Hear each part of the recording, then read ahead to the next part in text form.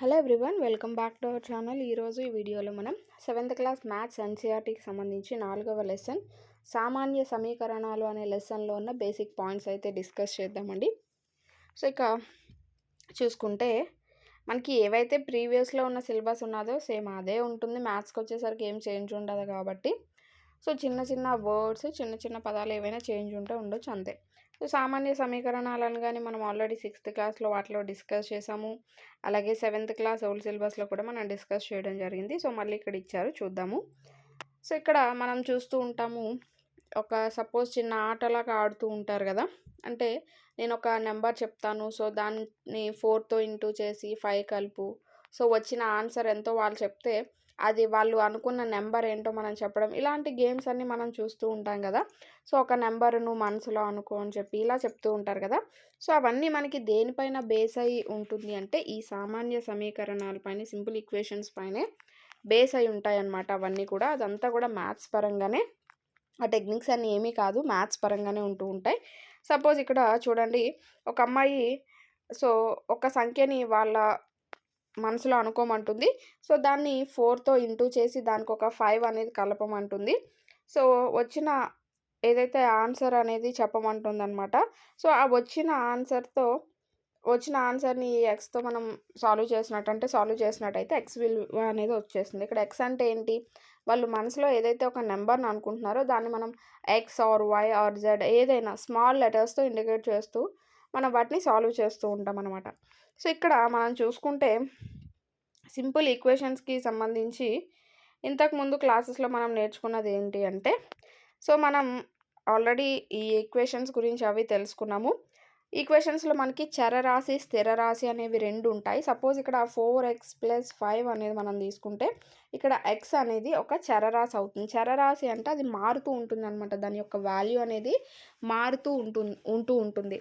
So అలా ఇక్కడ ఏవైతే స్థిరంగా ఇప్పుడు 5 ఆర్ 4 ఏవైతే ఉన్నాయో అవన్నీ కూడా మనకి స్థిర రాశులు అవుతాయి అన్నమాట. వాటి యొక్క వాల్యూస్ అనేవి మారవు. అయితే చరరాశుల కింద మనం ఏం తీసుకోవచ్చు అంటే ఎక్స్, వై, జెడ్ అంటే ఏవైనా స్మాల్ ఆల్ఫాబెట్స్ని దేన్నైనా మనము ఆ యొక్క రాశుల్ని రిప్రజెంట్ చేయడానికి తీసుకోవచ్చు అనమాట. ఈ చరరాశులు, స్థిరరాశులు కలిపే మనకి సమాసాలను ఏర్పరుస్తూ ఉంటాయి. సో వీటిపైన మనం చతుర్విధ ప్రక్రియలు ఏవైతే ఉంటాయో సంకలనము, వ్యవకలనము, గుణకారము, భాగాహారము, సో వీటన్నింటినీ కూడా మనం చేస్తూ ఉంటాం. అయితే సపోజ్ ఇక్కడ చూడండి, చరరాశి ఎక్స్ అనే దాని నుంచి 4x + 5 అనే ఒక సమాసాన్ని తీసుకోవడం జరిగింది. సో అలా ఏంటి అంటే ఇవన్నీ కూడా మనకి సమాసాలుగా చెప్పుకుంటూ ఉంటాము. అయితే ఇక్కడ ఈ సమాసాలకు వచ్చేసరికి చూసుకుంటే మనకి = గుర్తు అనేది ఉంటుంది. ఈ యొక్క సమీకరణాలు ఎప్పుడు కూడా సమానత్వపు గుర్తు అనేది ఉంటుంది. సో దీనికి ముందు ఏదైతే అంటే లెఫ్ట్ హ్యాండ్ అంటే ఎడమ చేతి వైపు ఏదైతే ఉంటుందో దాన్ని LHS అని, లెఫ్ట్ హ్యాండ్ సైడ్ అని, కుడివైపు ఏదైతే భాగం ఉంటుందో దాన్ని RHS అని అంటూ ఉంటారు. సో RHS భాగం అనేది ఎప్పుడు కూడా ఒక సంఖ్యతో ఉంటుంది, ఆర్ 20 ఆర్ 50 అలా ఏదైనా సంఖ్యతో ఉంటుంది. సపోజ్ ఇక్కడ చూడండి 4x + 5 = సంథింగ్ ఏదో ఒక 20 ఆర్ 10 అలా సంథింగ్ అనమాట. అలా ఉంటుందన్నమాట. అంటే RHS అనేది ఎప్పుడూ కూడా ఒక నెంబర్ని రిప్రజెంట్ చేస్తుంది. అయితే అన్ని వేళలా నెంబరే రిప్రజెంట్ చేస్తుందా అంటే కాదు. ఏవైనా సమాసాలు కూడా ఇలా ఈక్వల్ అంటే సమీకరణాలు కూడా ఉండొచ్చు. ఇలా ఇప్పుడు సపోజ్ 4x + 5 = 6x - 25 అన్నాం. సో అలా కూడా ఉండొచ్చు అనమాట. ఓన్లీ నెంబరే ఉండాలనేమీ లేదు, ఆ విధంగా కూడా ఉండొచ్చు. సో ఇప్పుడు ఈజ్ ఈక్వల్ టు గుర్తు అనేది మనకి ఉన్నది కాబట్టి LHSని అంటే ఇప్పుడు సపోజ్ 4x + 5 = 65 అన్నాం. దాన్ని మనం ఎలా రాసుకోవచ్చు, 65 = 4x + 5 అని కూడా రాసుకోవచ్చు. అంటే ఇక్కడ ఈజ్ గుర్తు అనేది ఉంది కాబట్టి మనం అటు రాసులను ఇటు రాసులను అటు తారుమారు చేసిన సమీకరణంలో ఎలాంటి మార్పు అనేది ఉండదన్నమాట. సో ఆ విధంగా ఇక్కడ మనకి ఇవ్వడం జరిగింది. నెక్స్ట్ కనుక చూసుకుంటే కొన్ని ఎగ్జాంపుల్స్ ఇచ్చాడు. ఈ యొక్క ఏదైతే ఈ సమీకరణాలకు సంబంధించే కొన్ని ఎగ్జాంపుల్స్ అనేవి ఇచ్చాడు. నెక్స్ట్ సమీకరణాన్ని సాధించడం అని చెప్పి ఇవ్వడం జరిగింది, చూద్దాం. ఇక్కడ చూసుకుంటే 8 - 3 = 4 + 1 అనేది ఇవ్వడం జరిగింది. మధ్యలో = గుర్తు అనేది పెట్టడం జరిగింది. సో ఇక్కడ చూసుకుంటే మనం సమీకరణాన్ని సాధించండి అని చెప్పి అన్నాడు. ఇప్పుడు LHS, RHS రెండింటిని కూడా మనం తీసుకుంటాం. సో, ఎల్‌హెచ్‌ఎస్, ఆర్‌హెచ్‌ఎస్ రెండింటిని కూడా తీసుకున్నాం. ఇప్పుడు మనం ఏంటంటే 2 ఈక్వేషన్స్‌కి కూడా 2 అనేది కూడినప్పుడు ఫలితం అనేది ఏ విధంగా వస్తుందో చూద్దాం. సపోజ్ ఇక్కడ దీనికి +2 చేశారు. దీనికి +2 చేశారు. ఆన్సర్ ఎంతొచ్చింది? ఇక్కడ 7 వచ్చింది. ఇక్కడ 7 వచ్చింది. కాబట్టి ఇక్కడ ఎల్‌హెచ్‌ఎస్ ఆర్‌హెచ్‌ఎస్ అని మనం చెప్పుకోవచ్చు.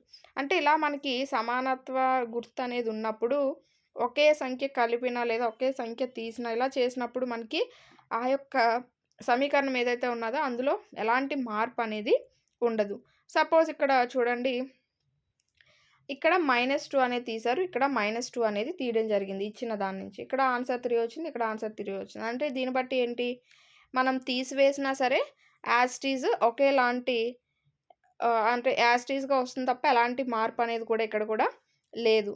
అలాగే గుణించినా, భాగించినా కూడా అలాంటి మార్పు అనేది ఉండదనమాట. సపోజ్ ఇక్కడ చూడండి 3తో ఇంటూ చేశారు.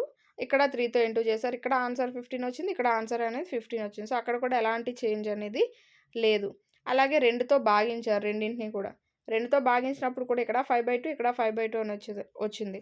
సో, ఇక్కడ కూడా ఎల్‌హెచ్‌ఎస్ ఆర్‌హెచ్‌ఎస్ అనేది అయింది.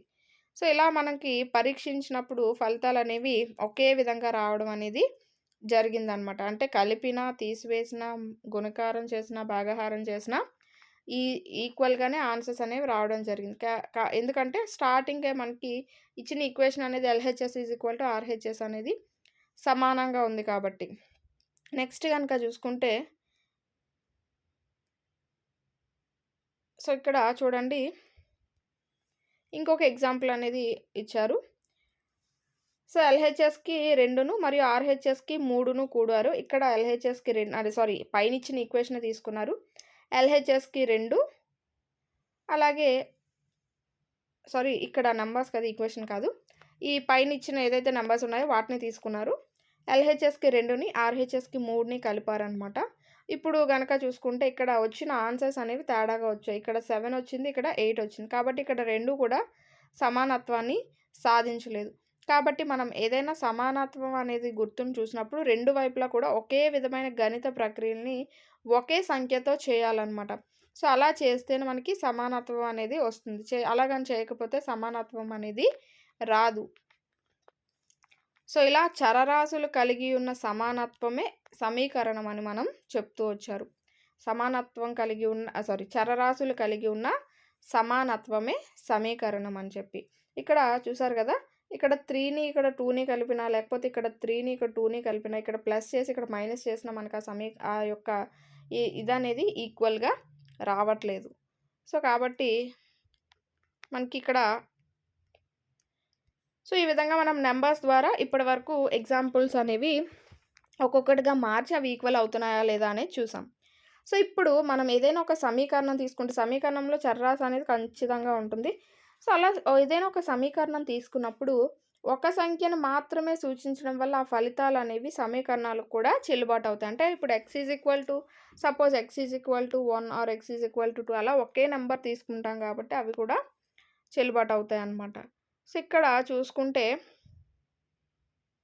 ఎల్‌హెచ్‌ఎస్ ఆర్‌హెచ్‌ఎస్ అనే దాన్ని ఒక త్రాసు రూపంలో ఇక్కడ సూచించడం జరుగుతుంది. నెక్స్ట్ ఇక్కడ చూసుకుంటే క్రింది సమీకరణాన్ని తీసుకుందామని చెప్పి x + 3 = 8 అనే దాన్ని తీసుకున్నారు. సో, ఇప్పుడు రెండింటి నుంచి కూడా -3 అనేది తీస్తున్నారనమాట. అంటే 3 అనేది మైనస్ చేస్తున్నారు.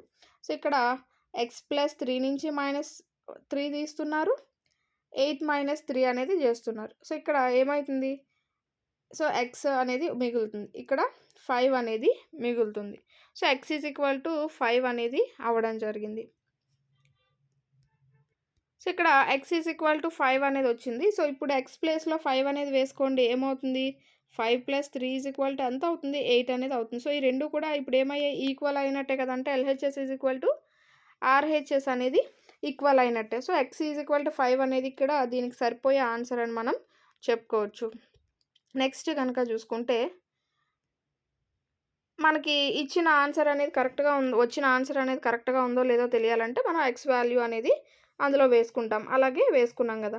నెక్స్ట్ ఇక్కడ ఇంకొక ఎగ్జాంపుల్ అనేది ఇచ్చాడు. x - 3 = 10 అనేది ఇచ్చాడు. ఇప్పుడు ఏమన్నాడు? రెండు వైపులా కూడా +3 అనేది కూడమన్నాడనమాట. సో +3 అనేది కూడితే x - 3 + 3 అనేది అవుతుంది. సో ఇక్కడ +3 - 3 క్యాన్సిల్ అయిపోతుంది. x అనేది వస్తుంది. సో ఇక్కడ 10 అనేది ఉంది ఇటువైపు RHSలో 10కి 3 కలిపితే 13 అనేది అవుతుంది. అంటే ఇప్పుడు x ఎంత అయింది? 13 అనేది అయింది. సో ఇప్పుడు x 13 అనేది దానికి కరెక్ట్‌గా సరిపోతుందా లేదా చూడాలంటే మనం ఏం చేయాలి? x ప్లేస్‌లో 13 అనేది వేసుకోవాలి.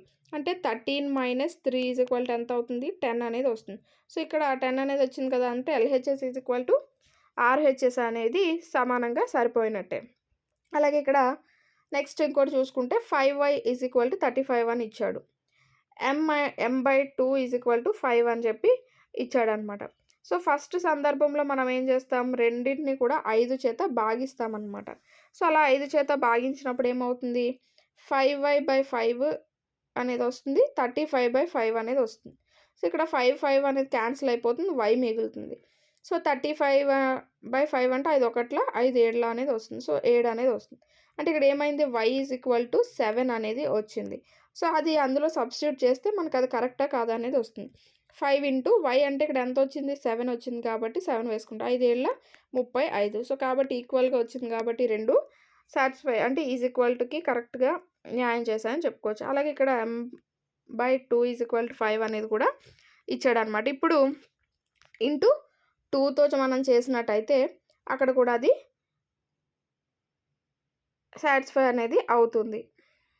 సో దీన్ని బట్టి మనకి ఏమర్థమైందంటే ఏదైనా ఒక సమీకరణాన్ని సాధించడానికి మనం ఏ గణిత ప్రక్రియనైనా ఉపయోగించవచ్చు అనమాట. అంటే సో అది ఇంటూ చేయాలా, ప్లస్ చేయాలా, మైనస్ చేయాలా, లేకపోతే భాగించాలా అనేది మనకి ఇచ్చిన ఈక్వేషన్ పైన అది ఆధారపడి ఉంటుంది.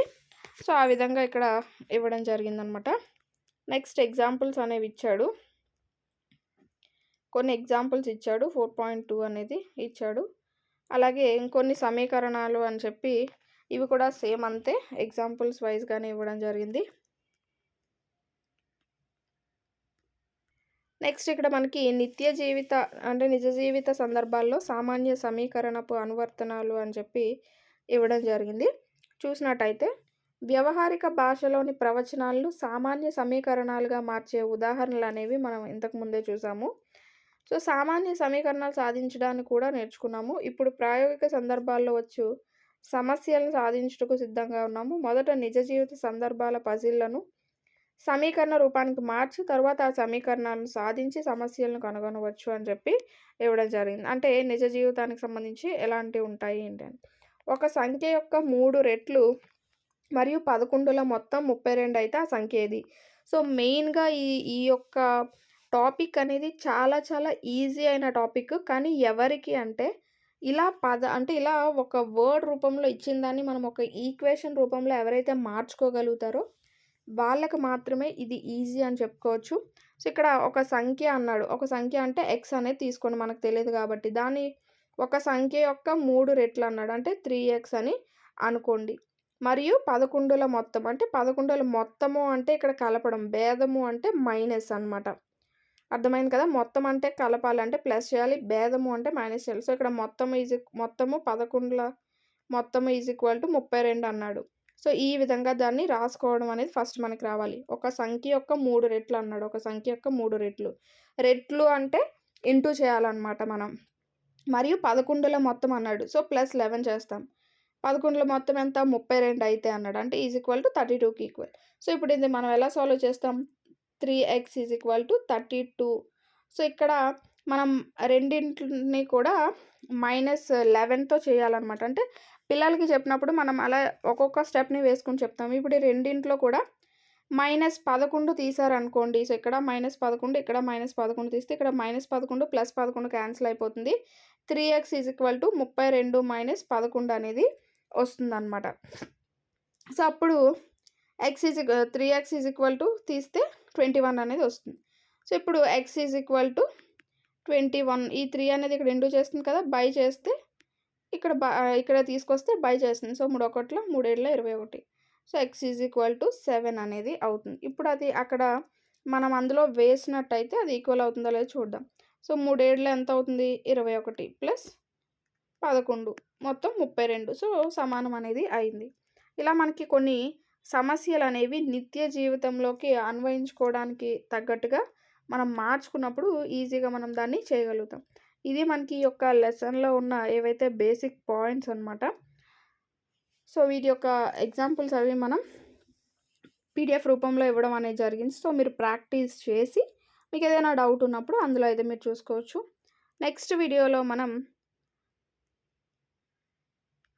రేఖలు మరియు కోణాలు అనే టాపిక్ గురించి అయితే డిస్కస్ చేద్దాం. Thanks for watching.